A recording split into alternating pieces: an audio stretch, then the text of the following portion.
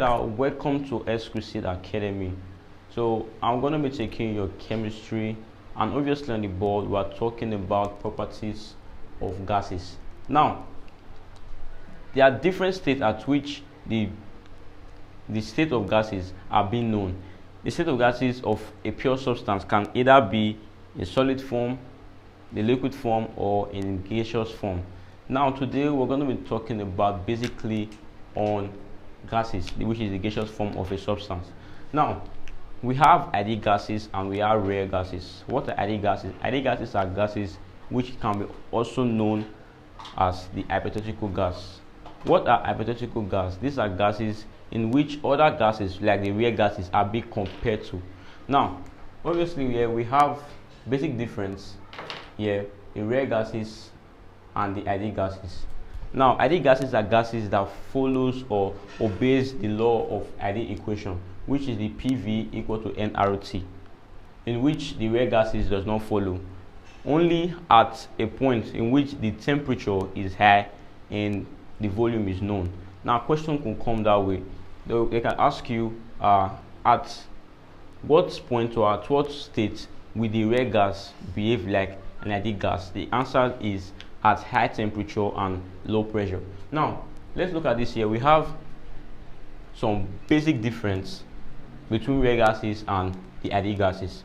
Now particles have no volume. Now for ideal gases, the particle of substance is negligible, the volume of substance is negligible, but for rare gases, the volume is not negligible, so the volume should be known for rare gases. Now two, collision are elastic. Now for ideal gases, the collision of particles, when they collide, the energy is not lost, the energy is conserved in the system. But for rare gases, energy is lost, energy is converted to other forms of energy, then it loses in the system. Now no interaction between particles. Now for ideal gases, when they react, the collision or the particle move in a way that the collision, there's no attraction of particles, like there's a force of repel, they don't come together. But for ideal gases, it is the opposite.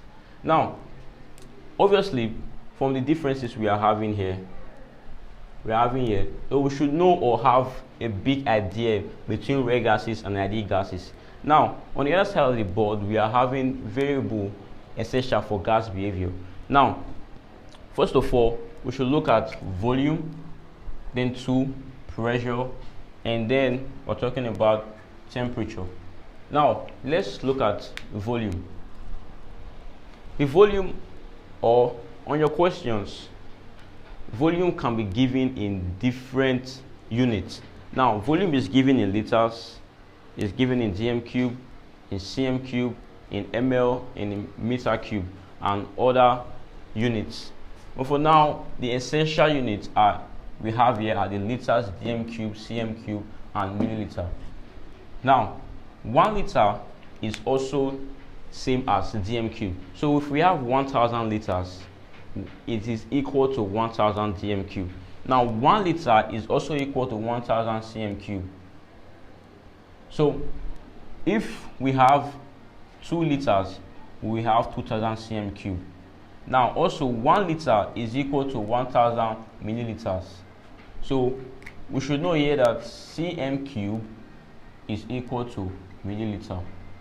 Now this is 1 liter is also 1.0 times 10 to the power minus 3 meter cube. So 1 liter is still equal to 1.0 times 10 to the power minus 3 meter cube. Now what is this 1.0 times 10 to the power 3? Is the same thing as 1 over 1000. So in standard form, this is how it should be. Then in fraction, this is how it should be. So number two, we're talking about pressure. Now the units of pressure are in different form. Units of pressure can either be in Pascal, Newton meter, then the millimeter of mercury, and ATM, and the torr. Now 1 Pascal is equal to 1 Newton per square meter. 1 atm is equal to 1.01325 x to the power 5 Pascal. Now, let's look here. Now, in some questions, they can give you a unit in Pascal, the pressure in Pascal, and they will tell you the Pascal is 1.0 times 10 to the power 5. This is an approximate value. Sorry, pressure Pascal. Now, this is an approximate value which gives an accurate answer to calculate for your gas. Now, it can either be in this form or in this form, depending on how it is given on your questions. So now, 1 atm here is equal to 760 millimeter of mercury. Now, 1 atm is still 760 torr. Now, what is torr? Torr is an abbreviation for Torricelli. Now, who is Torricelli? Torricelli discovered or invented barometer. Now, so in the short form for Torricelli, so this is the name. Torricelli. So this is an abbreviation for his name. Now, from here was how they got that millimeter of mercury is equal to Torricelli, which is torr. So if we have 760 millimeter mercury, we have 760 torr. So now let's talk about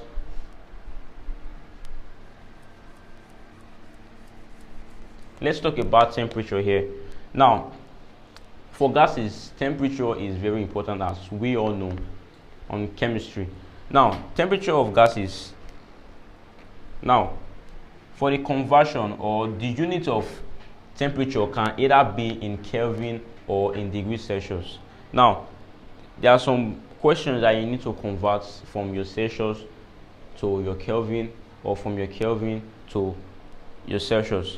Now, from here, to convert your degree in Celsius to Kelvin, you have to add 760. You have to add 760 to your Celsius to give you Kelvin. Now, here, if you want to convert your Kelvin to Celsius, you have to, okay, let's make an equation here.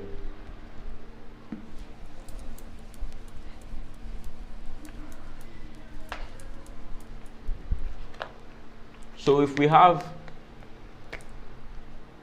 temperature in Kelvin is equal to temperature in degrees Celsius plus 273. So if we want to convert from Kelvin to degrees Celsius, so this 273 will come this way to make the temperature in Celsius units. So now we have, let's call it like same here, we have temperature in Celsius will be equal to temperature in Kelvin minus 273. Now, these are the two ways to convert from either Celsius to Kelvin or for Kelvin to Celsius. Now, on this part of the board, I believe we have a very brief understanding on ideal gases and rare gases. So you can go back or review this video and get the main point we are talking about here. So you should proceed on the other video or the other part I'm going to be talking about. All right, we're going to be talking about the laws that govern the behavior of gases. Now, on the board, first we have the Boyle's law. Now, Boyle's law states that the pressure, or instead the volume of a given mass of gas, is inversely proportional to its pressure, provided temperature is kept constant. Now, what is Boyle's talking about? He said the volume of a fixed mass of gas is inversely proportional to its pressure. Now, this is a proportionality. Now, let's make this an equation. But to make this an equation, to turn this proportionality to an equation, we should say that V is equal to a constant over P. Now, this K can either be C it could be B, it could be any alphabet or anything you decide to put there, because the constant is unknown. So we just decide to put a value here to be called K. Now, because multiply here, we have VP is equal to K. Now this is a constant. This is a constant. So since VP is equal to a constant, therefore we should know that V1 P1 is equal to V2 P2, or P1 V1 is equal to P2 V2. So this is a constant. It does not change. It's a constant. So this can also be P3 V3, can also be equal to P4 V4, and so on. It is a constant, so it goes down to infinity. It does not change. Now, this is a graph for Boyle's law. Now we have here that the pressure is plotted against volume here. Then here we have that the inverse of pressure plotted against volume. Now let's look at this. This graph is trying to tell us that when volume is high, pressure will be low. Now, when pressure is high, the volume will be low. So that's what the inverse proportionality is talking about. When let's say we have the volume here to be 1000 dm cube, an assumption.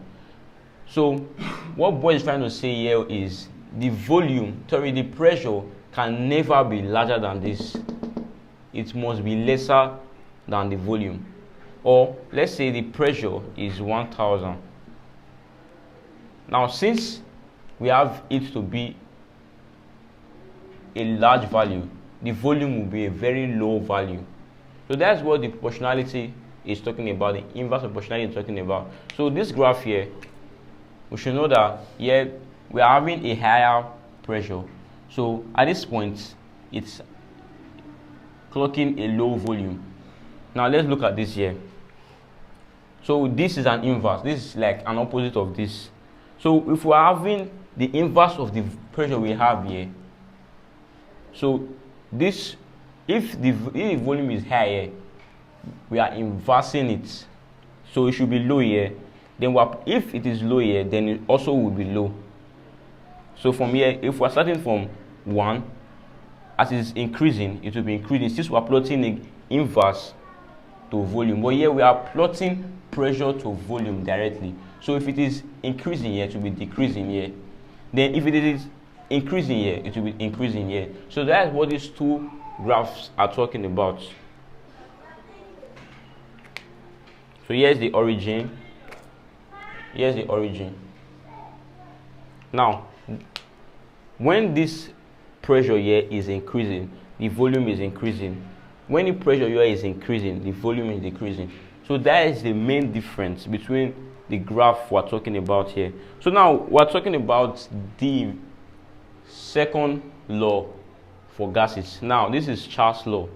What does Charles' law state? Charles' law states that the volume of a fixed mass of gas is directly proportional to its temperature, provided pressure is kept constant.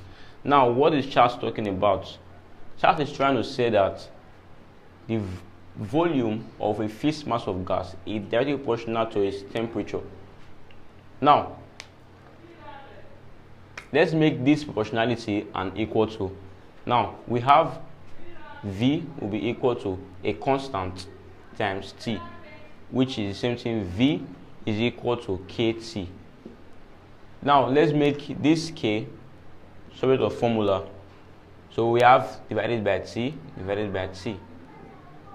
So we have that K is equal to V over T. So from what we did here,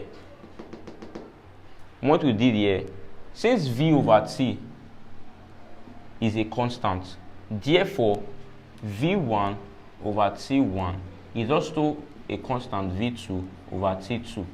which is also V equal to V3 over T3 as it goes. Now, we are moving down to Adigas equation. Now, how is Adigas equation brought about? It was discovered by the combination of Charles' law and Boyle's law, which gave us the general gas equation, which we all know as P1 V1 over T1 equal to P2 V2 over T2. Now, before here,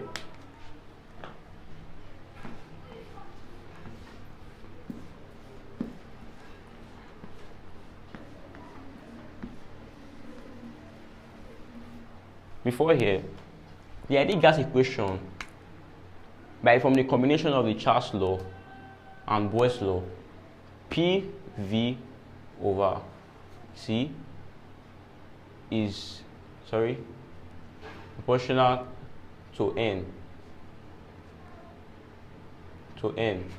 Now let's make this an equation.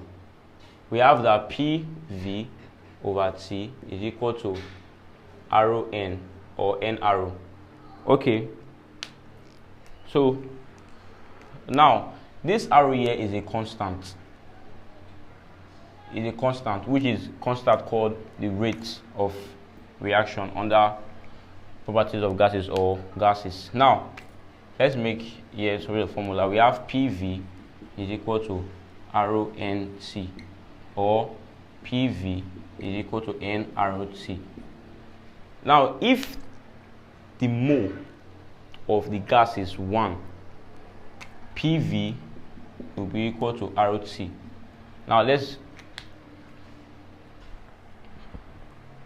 break out the parameters here. P there is pressure, V here is volume, then N here is the mole,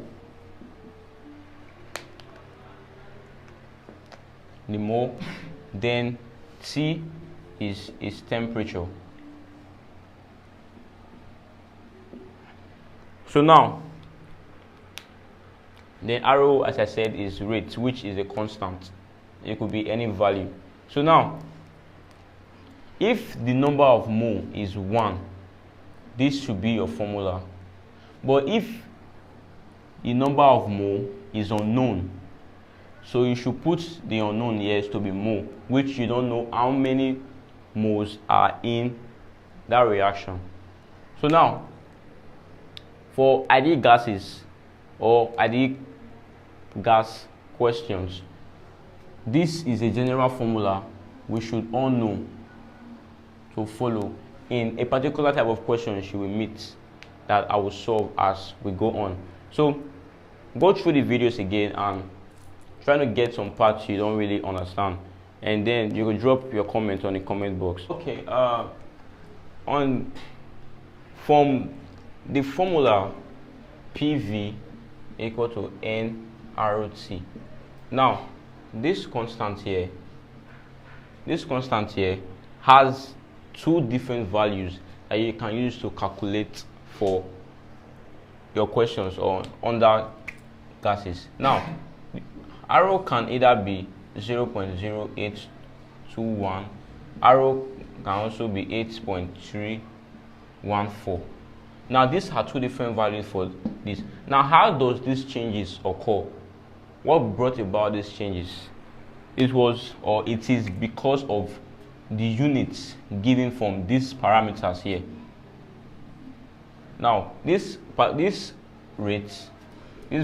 has its own parameter that brought about this, and this one has its own parameter that brought about this. Now let's take a look at this part of the board. Now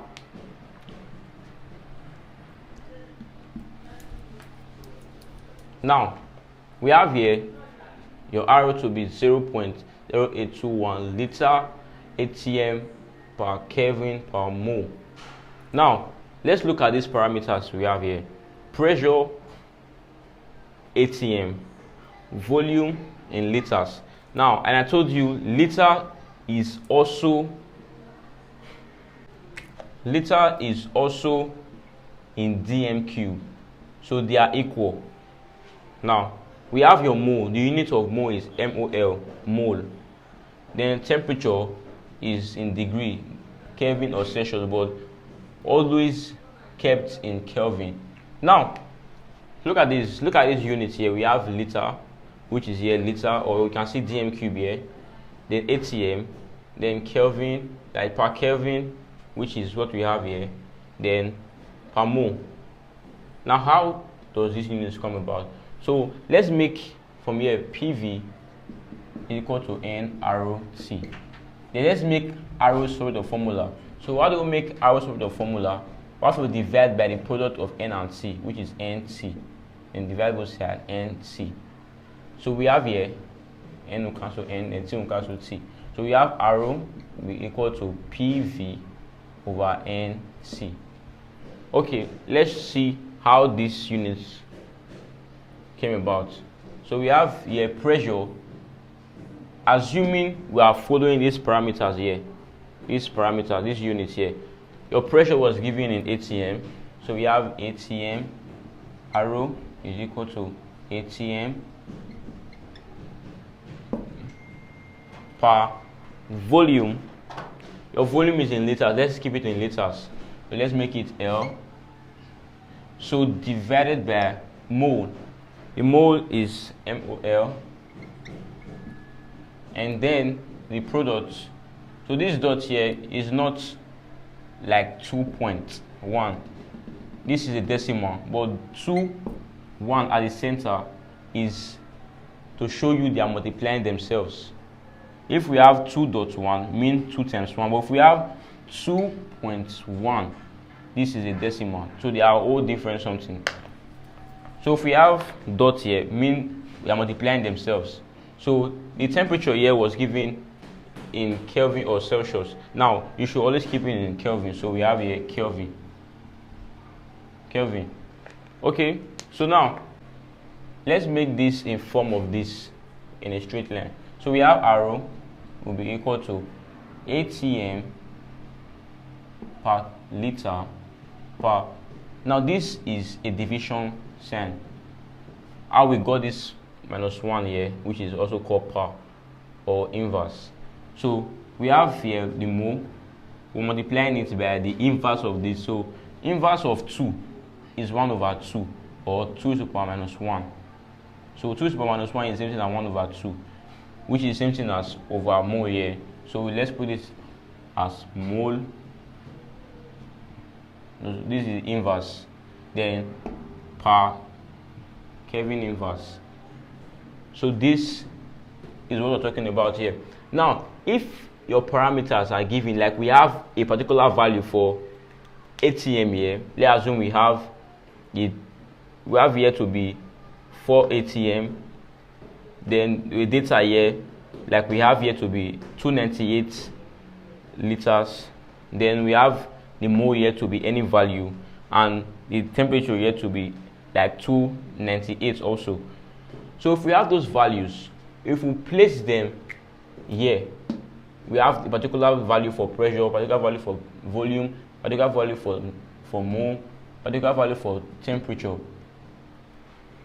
Our value of arrow, the constant, is always 0.0821, since the system is conserved. Since it's in a conserved system, the rate has a particular value following this unit is always 0.0821.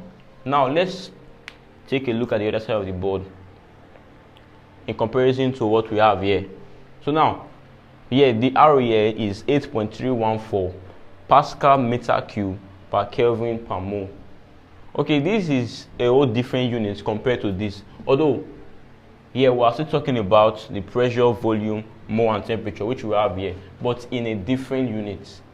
Okay, so now we have the pressure here to be Pascal, but here we have the pressure as ATM, and then we have the volume here as meter cube, but here the volume is in liter or dm cube. Then we have the mole to be mole also. Here is also same. Then the temperature here is in degree Kelvin and Kelvin. Okay, what are the difference? We have the given to be the pressure and volume, which we have different here. Now, if our units, our value of the pressure is given in Pascal, okay, let's make, we say PV is equal to N arrow T. Making arrow solve the formula, we divide the product of N C. So we have here divided, so arrow will be equal to PV over NT.